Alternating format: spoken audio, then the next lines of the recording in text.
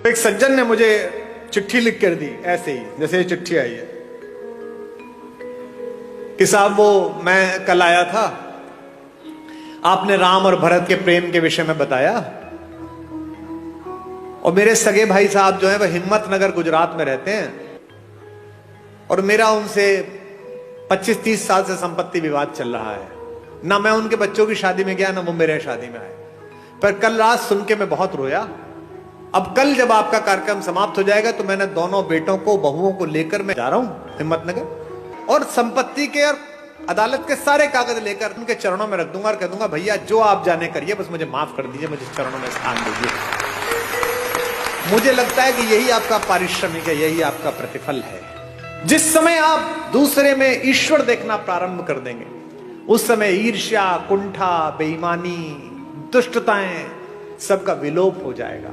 और ये पृथ्वी इसीलिए बची हुई है अभी तक भी कि इसमें अच्छे लोगों का प्रतिशत ज्यादा है, बुरे लोगों का प्रतिशत कम है।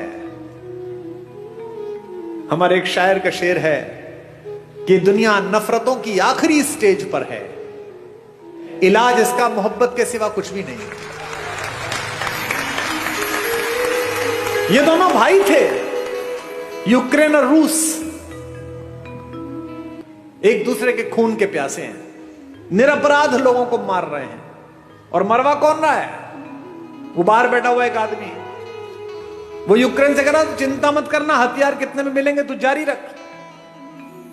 ऐसे बहुत लोग मिलेंगे आपके परिवार में बाहर खड़े हुए जो आपके बच्चों को, आपकी बेटियों को, आपके बेटों को आपको सिखाएंगे कि घर में लड़ाई है, जारी रख, मैं तेरे साथ खड़ा हूं। वो अपने साथ खड़े, आपके साथ नहीं खड़े हुए। जो भी व्यक्ति ऐसी बात करता मिले कि चिंता मत करना, मैं तेरे साथ खड़ा हूं, अपने भाई के खिलाफ हो जा, बहन के खिलाफ हो जा, मां के खिलाफ हो जा, समझना कि वो आपके साथ नहीं खड़ा है। क्योंकि जो आपके साथ खड़ा है वो कह रहा है कोई बात नहीं, थोड़ा नुकसान फायदा चलता रहता है। राम से सब छिना लेकिन सब मिला। इसीलिए मैं बार बार अपने सत्र में एक बात कहता हूं, महत्वाकांक्षा खूब रखिए, लालच शून्य रखिए। ये जो आपके पास है इसे जब तक पर्याप्त मानते रहोगे तब तक खुश रहोगे। जिस दिन दूसरे के पास जो है उसको प्राप्त करने की कोशिश करोगे उस दिन कष्ट में आ जाओगे। टेलीविजन पर क्या विज्ञापन आ रहा है? ये दो भाई बहन बैठे हैं, ये एक मामा जी बैठे, एक माता बैठी है। इनमें प्रेम की क्या कमी है भैया? 2 शताब्दी से ज्यादा का प्रेम है दोनों का एक दूसरे से, भैया बहन का। हमको क्या सिखाया जा रहा है? रक्षाबंधन से 5 दिन पहले एक डायमंड की कंपनी आती है, वो कहती है इस रक्षाबंधन बहन को ये हीरा दे दो। हमको क्या सिखाया जा रहा है करवा चौथ पर? ये डायमंड दे दो। यहां तक कि घर में हम कौन सा कुकर खरीदे इस पर भी प्रेम। जो बीवी से करे प्यार वो इस फला कुकर से कैसे करें इनकार?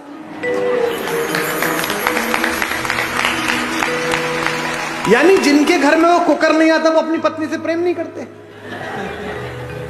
मेरे घर में शुरू में कुकर नहीं था तो मेरे पिता ने मेरी मां से प्रेम नहीं किया। कैसी मूर्खतापूर्ण बात है। साधनों से अगर प्रेम होता, अगर साधन प्रेम का प्रतीक होते तो राम पिछड़ जाते, रावण जीत जाता। मुझसे लोग कहते हैं आगरे में एक सफेद रंग की बिल्डिंग दिखाकर के ये प्रेम का प्रतीक है। इसे प्रेम का प्रतीक बताते हो? ये प्रेम का प्रतीक है? अरे प्रेम का सबसे बड़ा प्रतीक तो समुद्र के नीचे इकट्ठे हुए वो पत्थर है जिन पर मेरा राम चल कर गया।